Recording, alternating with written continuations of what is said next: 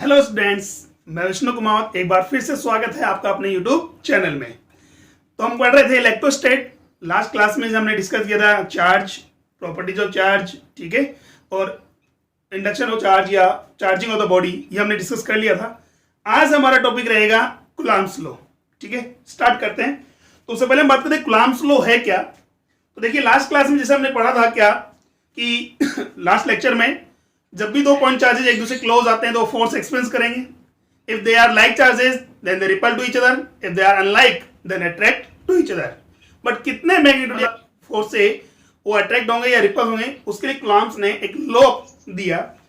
According to the Coulomb's law, the magnitude of the force between 2 point charges is directly proportional to the product of charges and inversely proportional to the square of distance between them. ठीक है, तो देखिए start करते हैं यहां। Suppose that there are 2 point charges q1 and q2 separated by small distance small r.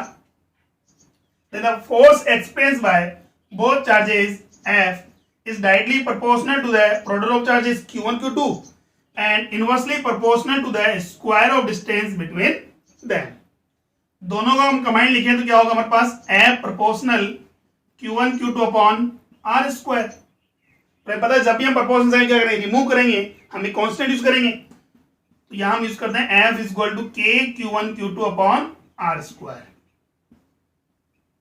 ठीक है, तो ये हमारे पास कूलम्ब्स लॉ के अकॉर्डिंग फोर्स हो गया, magnitude of the force between 2 point charges which are placed at small separation r. Clear है यहां तक? अच्छा ठीक है, अब बात ये थी k, what is k? Where k is electrical constant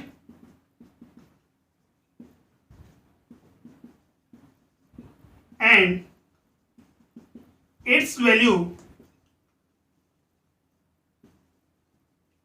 depends on medium in which charges are placed. तो k जो हमारे पास इलेक्ट्रिकल कांस्टेंट वो यूनिवर्सल कांस्टेंट नहीं है, वो वेरिएबल है, वो डिपेंड करता है किस पर, उस मीडियम पर जिस मीडियम में चार्जेस को रखा हुआ है। ठीक है, अब देखते इसका वैल्यू कितना है। तो हम बात कर रहे हैं k का वैल्यू होता है 1/4 पाई एप्सिलॉन, 1/4 पाई एप्सिलॉन। अब देखिए ई नहीं है, ये हमारे पास है एप्सिलॉन।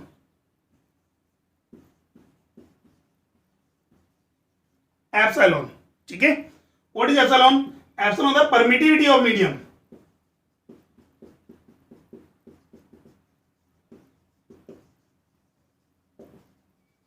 परमिटिविटी ऑफ मीडियम, ठीक है। परमिटिविटी का मतलब क्या है? तो यहां बात करें मीडियम की उस स्ट्रेंथ से डिफाइन की जाती है जिससे कि वो एक्सटर्नल इलेक्ट्रिक फील्ड से कितना ज्यादा अफेक्टेड होता है। क्लियर हो यहां तक? बाकी इसके बारे में हम नेक्स्ट क्लास में डिस्कस करेंगे जब हम कैपेसिटर पढ़ेंगे, डाइलेक्ट्रिक कांस्टेंट। क्लियर है? तो चलो, तो यहां बात करें permittivity of medium. Now epsilon का जो वैल्यू होता है हमारे पास epsilon naught into epsilon R. क्या था? Epsilon naught into epsilon R. अब एप्सिलॉन नॉट क्या है? यहां एप्सिलॉन नॉट हमारे पास है permittivity of free space, permittivity of free space और वैक्यूम। ठीक है ना, ये it is a constant value और इसका वैल्यू जो है हमारे पास कितना होता है 8.85 × 10⁻12 कूलम्ब स्क्वायर पर newton metre square. Epsilon naught हमारे पास क्या है? कांस्टेंट वैल्यू है। तो यहां देखो k तो डिपेंड कर रहा है किस पर? एप्सिलॉन पर, और एप्सिलॉन डिपेंड करता है एप्सिलॉन नॉट और एप्सिलॉन आर पर। जो एप्सिलॉन नॉट तो क्या है? कांस्टेंट वैल्यू है, यानी कि किसी भी मीडियम का परमिटिविटी डिपेंड करेगा किस पर? एप्सिलॉन आर पर। क्लियर हुआ? अब एप्सिलॉन आर क्या है वो देखिए। एप्सिलॉन आर होता है रिलेटिव परमिटिविटी ऑफ मीडियम। अब रिलेटिव का मतलब है किसके रेस्पेक्ट में? तो यहां किसी भी मीडियम का रिलेटिव परमिटिविटी ये शो करता है कि उस मीडियम का परमिटिविटी फ्री स्पेस और वैक्यूम के कंपैरिजन में कितने टाइम्स है। ठीक है, पास में ही यहां तक कि भाई किसी मीडियम का परमिटिविटी जो है वो फ्री स्पेस के कंपैरिजन में कितने टाइम्स है। क्लियर हो यहां तक? अच्छा ठीक है, फॉर एग्जाम्पल हम बात करते हैं यहां वैक्यूम की बात करते हैं। वैक्यूम के लिए देखा जाए तो रिलेटिव परमिटिविटी कितना हो गया 1। रिलेटिव परमिटिविटी कितना हो गया 1, बिकॉज रिलेटिव परमिटिविटी हमने कहा ना कि वो किसके कंपेरिजन में, फ्री स्पेस के कंपेरिजन में कितने टाइम्स है, तो वैक्यूम के कंपेरिजन में कितना होगा 1 टाइम्स। दैट मीन एप्सिलॉन को क्या पुट कर सकते हैं हम यहाँ, एप्सिलॉन नॉट। एक्चुअली फॉर्मूला क्या होता है, epsilon is equal to epsilon naught into epsilon R, but epsilon का वैल्यू कितना है 1, तो एप्सिलॉन को किससे रिप्लेस कर देंगे हम, एप्सिलॉन नॉट से। क्लियर हो यहां तक, किसके लिए, वैक्यूम और फ्री स्पेस के लिए। सेकंड हम बात करते हैं एयर के लिए, तो एयर के लिए देखा जाए एप्सिलॉन आर का वैल्यू होता है 1.0005, जो कि बहुत स्मॉल है या अप्रोक्सीमेटली इक्वल है किसके 1 के। दैट मींस यहां भी हम बात करें एयर मीडियम के लिए भी एप्सिलॉन जो हमारे पास है परमिटिविटी है वो किसके इक्वल होगा, एप्सिलॉन नॉट के इक्वल होगा। ठीक है, नाउ नेक्स्ट हम बात करें, देखो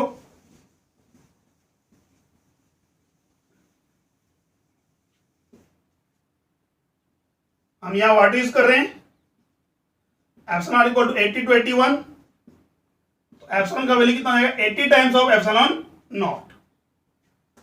देखो बेटा ये जरूरी नहीं है आपके पास कि इन सबका आपको परमिटिविटी या रिलेटिव परमिटिविटी लर्न होना चाहिए, याद होना चाहिए, ऐसा कोई जरूरी नहीं है। बिकॉज जहां भी अगर क्वेश्चन में अगर ऐसा कुछ होगा तो अगर आपको वहां रिलेटिव परमिटिविटी ऑलरेडी गिवन होगा। ठीक है, चलो ये केवल आपकी नॉलेज के लिए। नेक्स्ट हम बात करते हैं यहाँ कंडक्टर्स के लिए। कंडक्टर्स की बात करें, कंडक्टर्स और मेटल्स के लिए देखा जाए तो हमारे पास एप्सिलॉन आर का वैल्यू कितना होता है, इनफाइनाइट। कितना होता है, इनफाइनाइट। तो एप्सिलॉन का वैल्यू भी कितना हो जाएगा, इनफाइनाइट। क्लियर है, तो देखो के का वैल्यू हम बात करें, के किसके लिए, एयर और फ्री स्पेस के लिए हम बात करें, तो एयर और फ्री स्पेस के लिए इसका वैल्यू जो आएगा हमारे पास 1/4 पाई एप्सिलॉन। और एप्सिलॉन को क्या पुट कर सकते हैं हम यहाँ, एयर और फ्री स्पेस के लिए एप्सिलॉन नॉट। देखो 4 पाई ऑलरेडी कांस्टेंट है हमारे पास, एप्सिलॉन नॉट भी क्या है, कांस्टेंट है, तो ये वैल्यू मेरे पास हो गया 9 × 10⁹ न्यूटन मीटर स्क्वायर पर कूलम स्क्वायर। क्लियर हुआ, न्यूटन मीटर स्क्वायर पर कूलम स्क्वायर। अदर मीडियम की बात करें तो मेरे पास ये वैल्यू आ जाएगा 1/4 पाई एप्सिलॉन। ठीक है, which can be write 1/4 pi epsilon naught into epsilon R. तो ये वैल्यू तो मेरे पास क्या है, कांस्टेंट है, बट एप्सिलॉन आर क्या वेरिएबल है, तो डिपेंड करेगा किस पर, मीडियम पर। तो यहां इसका वैल्यू होगा 9 × 10⁹ by epsilon R newton metre square पर कूलम स्क्वायर। क्लियर हुआ, तो यहां हम बात करेंगे किसी भी मीडियम में अगर हमने कहा कि फोर्स का जो फॉर्मूला हम जो यूज करेंगे वो यूज करेंगे F इक्वल टू मीडियम में K Q1 Q2 upon R square which be equal to F medium equal to 1/4 pi epsilon naught into epsilon R Q1 Q2 upon R square. ठीक है, now अगर यही हम बात करें, suppose that ये charge particles है सेम डिस्टेंस पर, कहां, फ्री स्पेस में अगर होते हैं, तो यहां हम यूज करेंगे F naught equal to 1/4 pi epsilon naught Q1 Q2 upon R square. ठीक है, दोनों इक्वेशन में कंपैरिजन करें तो हम बात करेंगे epsilon R is defined as F medium divided by F naught, कितना हो जाएगा हमारे पास, वो वैल्यू आएगी हमारे पास 1/एप्सिलॉन R। ठीक है, तो यहां बात करेंगे क्या, F M is defined as F naught by epsilon R और epsilon R is equal to हो जाएगा F नॉट बाय FM। तो यहां देखिए, यहां से एक भी डेफिनेशन और निकल के आती है हमारे पास किसका, रिलेटिव परमिटिविटी का। तो relative permittivity of any medium is defined as the force between 2 point charges in air to force between that charges at same distance in medium। Clear हो यहां तक, तो ये हमारे पास क्या हो गया epsilon R, and it is a unitless और डायमेंशनलेस क्वांटिटी। तो यहां तक क्लियर है हमारे पास। अगर मान लो कोई भी पॉइंट चार्जेस अगर आपको गिवन है r डिस्टेंस पर Q1 एंड Q2, तो यहां हम जो फोर्स का फॉर्मूला यूज करेंगे वो यूज करेंगे F is equal to K Q1 Q2 upon R square. यहां अगर आपके पास अगर मीडियम गिवन नहीं है तो हम डायरेक्ट K का वैल्यू कितना पुट करेंगे 9 × 10⁹, otherwise 9 × 10⁹ divided by epsilon R। और एप्सिलॉन आर क्या होगा, उस मीडियम का रिलेटिव परमिटिविटी होगा जिस मीडियम में चार्ज पार्टिकल को रखा गया है। क्लियर हुआ यहाँ तक? अच्छा, और एप्सिलॉन आर आपको ऑलरेडी क्वेश्चन में गिवन होगा। तो ये तो था हमारे पास magnitude of the force, Coulomb's law. Next हम बात करते हैं हमारे पास vector form of Coulomb's law. ठीक है, इसको वेक्टर फॉर्म में कैसे रिप्रेजेंट करेंगे या एक्सप्रेस करेंगे, देखिए नेक्स्ट टॉपिक हमारे पास होगा Coulomb's law in vector form. तो देखिए कूलम्ब्स लॉ को वेक्टर फॉर्म में एक्सप्रेस करने से पहले हम बात कर लें वेक्टर को, एक बार रिवाइज कर लेते हैं 11th क्लास का टॉपिक। तो देखिए हम यहां ट्राइंगल यूज कर रहे हैं, O A B, it's O A vector, it's O B vector. ठीक है, नाउ ट्राइंगल रूल हमने जैसे हमने पढ़ा था पहले, तो इसको अगर मैं रिप्रेजेंट करता हूं किसी r1 वेक्टर से और ये रिप्रेजेंट कर रहा हूं मैं किसी r2 वेक्टर से। ठीक है, तो यहां देखिए ट्राइंगल लॉ अगर मैं अप्लाई करता हूं यहां, तो O A vector plus A B vector defined as would be equal to O B vector, यही होगा हमारे पास। ठीक है, O A plus A B equal to O B vector. तो यहां मेरे पास ए बी जो वेक्टर होगा वो कितना होगा, ओ B vector minus O A vector.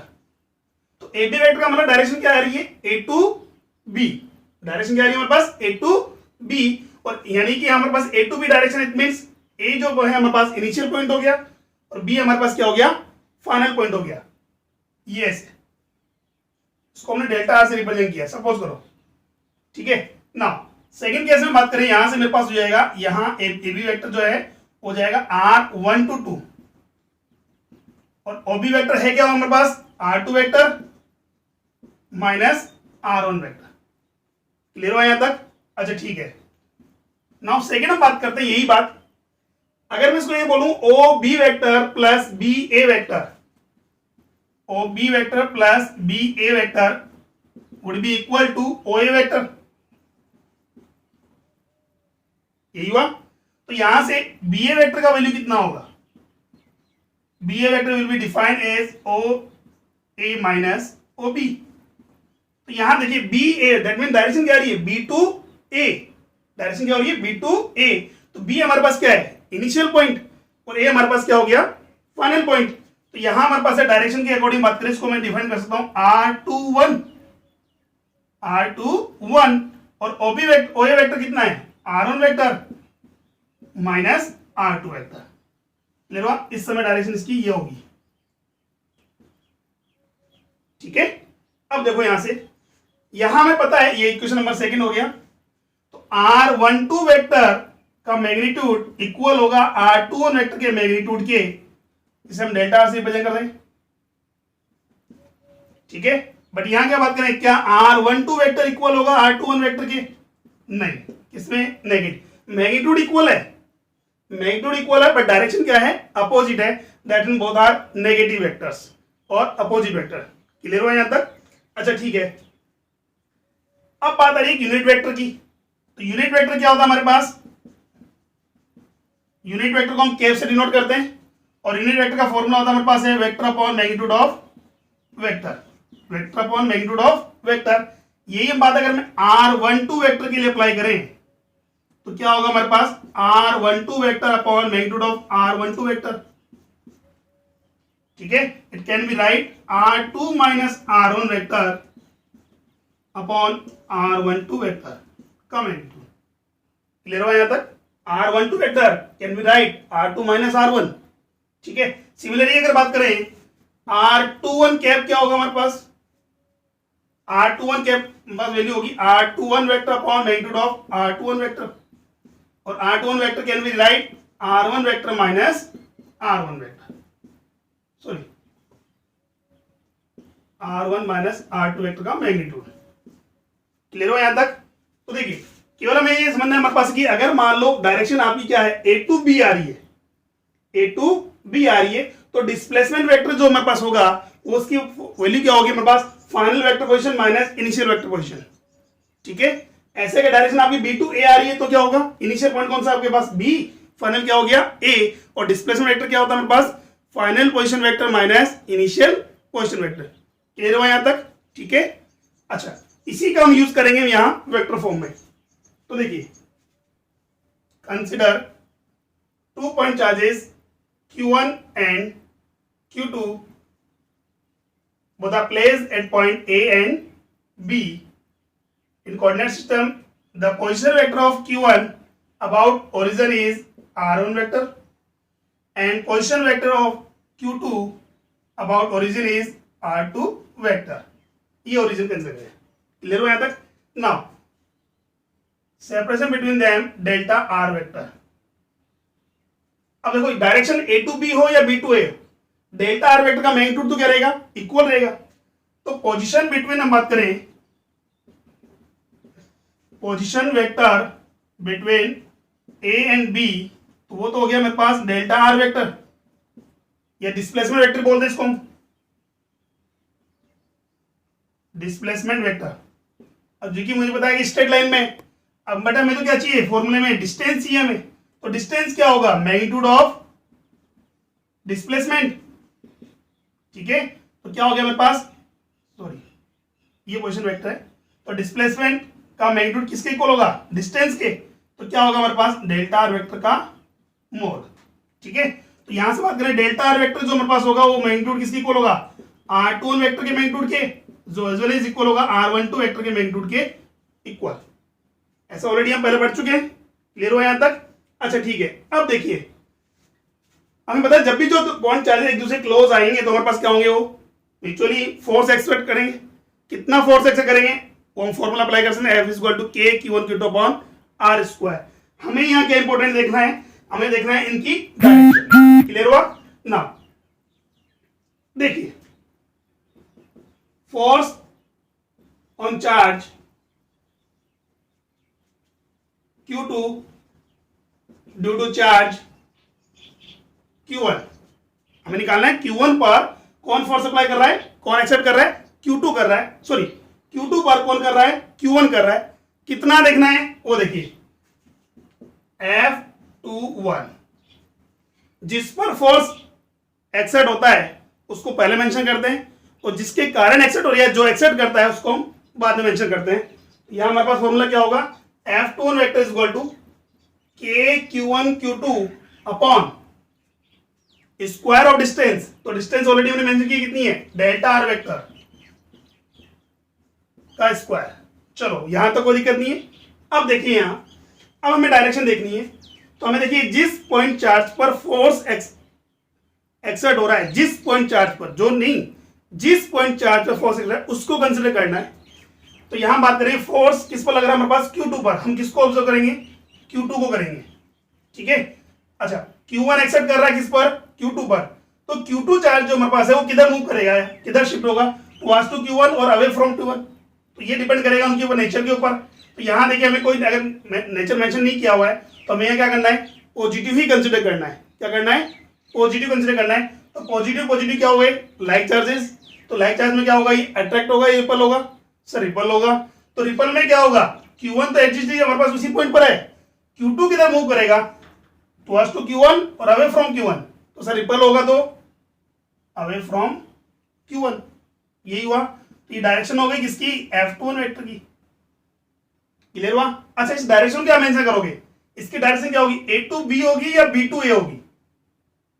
भाई Q2 पर जो फोर्स देखना है हमें, वो जो हमारे पास Q2 है किधर शिफ्ट होगा? टुवर्ड्स टू A होगा या अवे फ्रॉम A होगा? तो सर अवे फ्रॉम A हो रहा है, तो डायरेक्शन क्या हो रही है? A टू B और B to A. A to B आ रही है. ठीक है, तो यहां मेरे पास फॉर्मूला क्या यूज करूंगा? R12 cap. R12 cap. Clear हो यहां तक? अच्छा ठीक है, ऐसे मेरे पास है Q1 भी तो फोर्स एक्सपेंड करेगा ड्यू टू Q2. तो क्या आ गया सर? ये भी रिपल करेगा. ये डायरेक्शन किसकी होगी? F12 की. ठीक है, इसको हम नेक्स्ट बात करेंगे अभी. तो पहले बात करते हैं F21 वेक्टर की, equal to K Q1 Q2 upon में डेल्टा आर का मैग्नीट्यूड का स्क्वायर एंड R12 कैप. ये क्या हो गया? Unit vector, that means direction को शो करता है. अब देखिए इसको हमने डिनोट किया इक्वेशन नंबर फर्स्ट. सेकंड हम देखिए आगे, F21 vector can be write K Q1 Q2 upon delta R vector के मैग्नीट्यूड का स्क्वायर. अब बताओ R12 वेक्टर क्या था? तो R12 वेक्टर के अकॉर्डिंग बात करें, डायरेक्शन क्या आ रही है? 1 to 2. तो इनिशियल पॉइंट कौन सा है? 1. फाइनल पॉइंट कौन सा है? 2. तो डिस्प्लेसमेंट वेक्टर का फॉर्मूला क्या होता है हमारे पास? Final minus initial. तो उससे पहले हम बात करेंगे unit vector can be right r12 vector upon r12 vector का मैग्नीट्यूड। क्लियर हुआ यहां तक? अच्छा ठीक है, नाउ देखो इसको हम करेंगे k q1 q2 upon delta r2 minus r1 का स्क्वायर, इट ऑल्सो भी r2 minus r1 vector upon r2 minus r1 vector के मोड का मोड, यही है। अब देखिए क्या मैं इसको ऐसे राइट कर सकता हूं, f21 vector equal to k q1 q2 upon r2 minus r1 के वेक्टर का मोड का cube and r2 minus r1 vector, equation number second. Clear हो यहां तक? ठीक है, तो ये हो गया हमारे पास है force on charge Q2 due to charge Q1। Similarly अगर बात करें हमारे पास है force on charge Q1 due to charge Q2। देखिए पहले हम बात करें हमारे पास है Q2 पर कौन फोर्स एक्सर्ट कर रहा था, Q1। अब हम बात करेंगे चार्ज किस पर, फोर्स किस पर निकालेंगे, Q1 चार्ज पर ड्यू टू चार्ज Q2।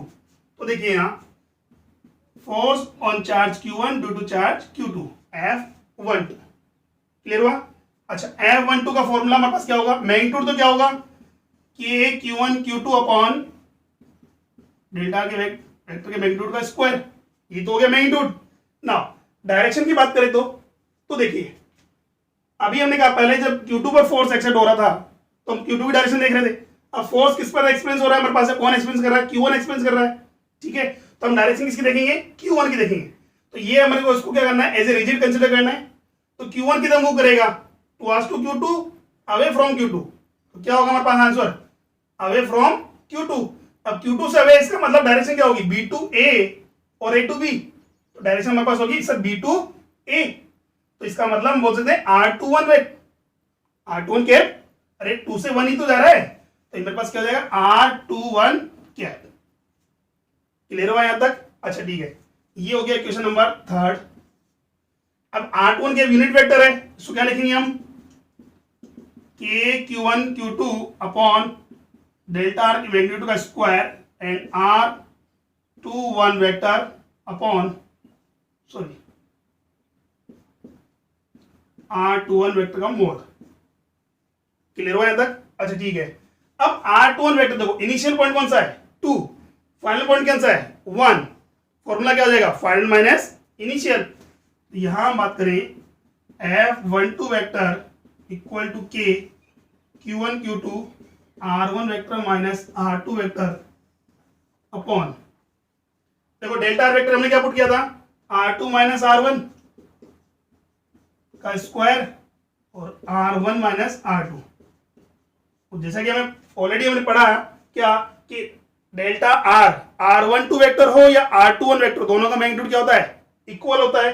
तो it means F12 can be write K Q1 Q2 upon R2 minus R1 vector के मोड का whole cube R1 minus R2 vector. ये लो, ठीक है। फर्स्ट और जो थर्ड हमारे पास है वो क्या हुआ, हमारे पास है वेक्टर फॉर्मूला हो गया किसका, फोर्स का, कूलम्ब्स फोर्स का। फर्स्ट F21 जो किसको रिप्रेजेंट कर रहा है, force on charge Q2 due to charge Q1 and equation number third represent the force experienced by charge Q1 due to charge Q2। Clear है यहां तक? अच्छा ठीक है, अब यहां बात करें इक्वेशन नंबर 4 को, हम बात करें फ्रॉम इक्वेशन नंबर 4 क्या होगा हमारे पास, F12 वेक्टर इक्वल हो गया K Q1 Q2 upon R2 minus R1 vector के मोड का whole cube R1 minus R2। ठीक है, क्लियर है यहां तक? नाउ अब बात करें यहां अगर नेगेटिव कॉमन लें तो यहां से नेगेटिव कॉमन ले लें, K Q1 Q2 upon R2 minus R1 vector के मोड का क्यूब, ये हो जाएगा अपने पास R2 minus R1, R2 minus R1। तो देखिए ये वैल्यू कहीं देखी है हमने, इक्वेशन नंबर सेकंड देखिए, equation number second from equation number second F12 would be equal to the minus F21 vector. इसका मतलब क्या हुआ? इसका मतलब ये हुआ हमारे पास कि force on charge Q1 due to charge Q2 has equal magnitude force on charge Q2 due to charge Q1 but in opposite direction. Clear है? दैट मीन्स हम यहां बोल सकते हैं the Coulomb's law of a action reaction law और third law of motion. Clear हो यहां तक? ठीक है, तो ये था हमारे पास vector form of Coulomb's law. बाकी इसको हम क्लियर और अच्छी तरह क्लियर करेंगे जब इसके ऊपर रिलेटेड क्वेश्चन सॉल्व करेंगे। क्लियर हुआ? चलो नेक्स्ट हम देखते हैं आगे। नेक्स्ट टॉपिक हमारे पास क्या है? Some important points related to the Coulomb's force. तो यहां देखिए कुछ इंपॉर्टेंट पॉइंट्स हम बात करेंगे, यहां डिस्कस करेंगे। फर्स्ट,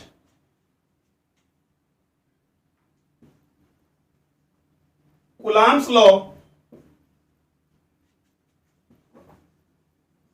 always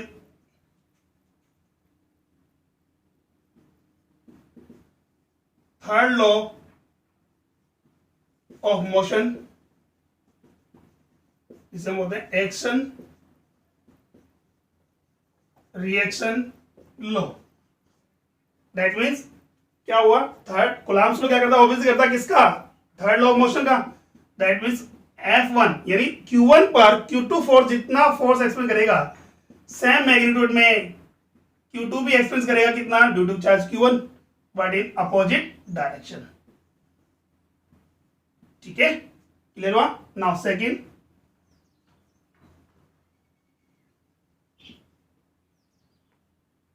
कूलम्ब फोर्स, अच्छा sorry, Coulomb force is central force. अब सेंट्रल फोर्स का मतलब क्या हुआ? सपोज दैट दो पॉइंट चार्जेस हमारे पास गिवन है Q1 एंड Q2, तो इनकी जो फोर्स की जो वर्किंग लाइन है तो कहां से पास होगी? दोनों के सेंटर से यानी जॉइनिंग लाइन से पास होगी। ऐसा नहीं है भाई रिपल्सन फोर्स तो इधर भी हो सकता है, रिपल्सन फोर्स ये भी हो सकता है, या अट्रैक्शन ऐसे भी हो सकता है, ऐसे भी हो सकता है, बट जो अट्रैक्शन फोर्स की जो डायरेक्शन होगी, ये वर्किंग लाइन जो होगी वो कहां से पास होगी? दोनों की जॉइनिंग लाइन से, ये दोनों के सेंटर्स के थ्रू पास होगी। क्लियर हुआ यहां तक? That means Coulomb's force is a central force. Now third,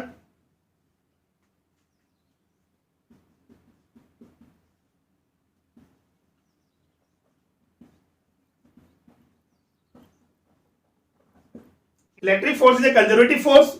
ठीक है, that means work done by the conservative force या work done by the electrical force does not depends on path, it depends only on initial and final point। Clear हुआ? Now third fourth हम बात करेंगे,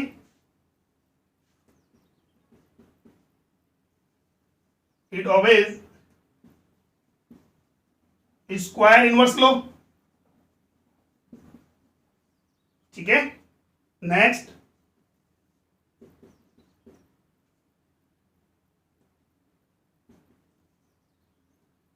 it is not valid for distance less than 10⁻⁻15 metre. ठीक है, that means हम बात करें 10⁻⁻15 metre से लो डिस्टेंस के लिए इलेक्ट्रोस्टैटिक फोर्स वर्क नहीं करता या कूलम्ब फोर्स वर्क नहीं करता है, उसके लिए वैलिड नहीं है।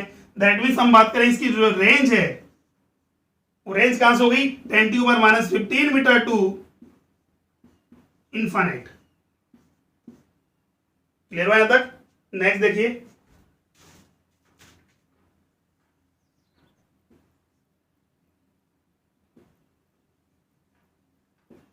Coulomb force valid only for point charges. ठीक है, यहां बात करें कूलम्ब फोर्स जो है केवल पॉइंट चार्ज के लिए ही वर्क करेगा, चार्ज डिस्ट्रीब्यूशन के लिए हम यहां डायरेक्ट कूलम्ब फोर्स अप्लाई नहीं करेंगे। क्लियर हुआ? ठीक है, नेक्स्ट हम बात करेंगे Coulomb force depends upon medium in which charge particles are placed,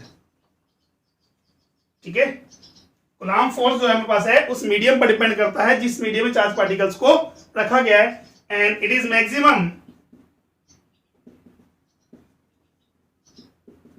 in free space और वैक्यूम। क्लियर हुआ यहां तक? तो ये कुछ इंपॉर्टेंट पॉइंट्स हमारे पास है किसके लिए, कूलम्ब्स लॉ के। क्लियर हुआ यहां तक? फर्स्ट हम वापस रिवाइज करते हैं। Coulomb's law is the third law of motion, acceleration को फॉलो करता है। सेकेंड हम बात करें कूलम्ब्स फोर्स या सेंट्रल फोर्स, इसकी जो वर्किंग लाइन है या फोर्स जो है वो एक्ट करेगा कैसे, along the joining of both charges. Clear हुआ? Next, it is a conservative force that mean work done by the electric force, और Coulomb's force does not depends on the path, it depends only on initial and final point. Now next, it obeys the square inverse law, F proportional to 1/r square. Now fifth हम बात करें, it is not valid for the distance less than 10 to the minus 15 metre, उससे लो distance पर ये work नहीं करता, because वहां हम बात करेंगे स्ट्रॉन्गली न्यूक्लियर फोर्स वर्क करता है। क्लियर हुआ यहां तक? नेक्स्ट, इसके बाद बात करते हैं Coulomb's force valid only for point charges, charge distribution के लिए आप डायरेक्ट कूलम्ब फोर्स अप्लाई नहीं कर सकते, ठीक है। Next, coulomb force depends upon the medium in which the charge particles are placed. Clear हुआ? And it is the maximum for free space और vacuum. Clear?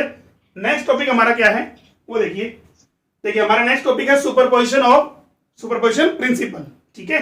अब देखिए इसके अकॉर्डिंग बात करें क्या है, इसे एक एग्जांपल समझते हैं। सपोज करो there are 2 point charge particles Q1 and Q2। अभी हम बात करें Q1 पर जो फोर्स है वो कितना होगा, फोर्स होगा सर के F12, that means force action by Q1 charge due to Q2 K Q1 Q2 upon R12 square। Clear हो यहां तक? नेक्स्ट, अब यही हम बात करें, सपोज करो यहां Q1 Q2 के अलावा हम बात करें another charge Q1 Q2 Q3 भी आ गया, और 1 और 2 का सेपरेशन आ रहा है हमारे पास R12 और 1 3 का सेपरेशन कितना है R13। अब बात करेंगे फोर्स ऑन चार्ज Q1 कितना होगा, net force of charge Q1 कितना होगा, तो हम बात करें तो क्या केवल F12 के इक्वल होगा, नहीं, it is defined as the vector sum of F12 and F13।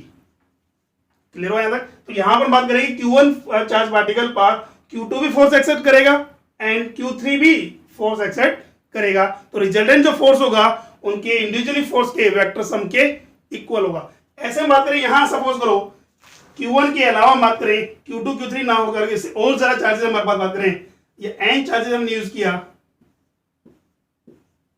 ये Q1 है, ये Q2 है, Q3 Q4 Q5, ऐसे देर आर n चार्जेस। तो Q1 चार्ज पार्टिकल पर नेट फोर्स कितना होगा, तो it is defined as the vector sum of individual force exerted by other rest charges, ठीक है। तो यहां बात करेंगे Q1 पर जो नेक्स्ट फोर्स होगा हमारे पास है F नेट, वो डिफाइन होगा F12 plus F13 plus F14 and F1n, ठीक है। क्लियर हो यहां तक? और फर्स्ट हम बात करेंगे, फर्स्ट पर एक्सपेंस होगा 2 भी करेगा, 3rd भी करेगा, 4 भी करेगा, ऐसे हमारे पास कितने करेंगे n चार्जेस में हमारे पास क्या करेंगे फोर्स एक्सर्ट करेंगे, उन सबका वेक्टर सम, ठीक है।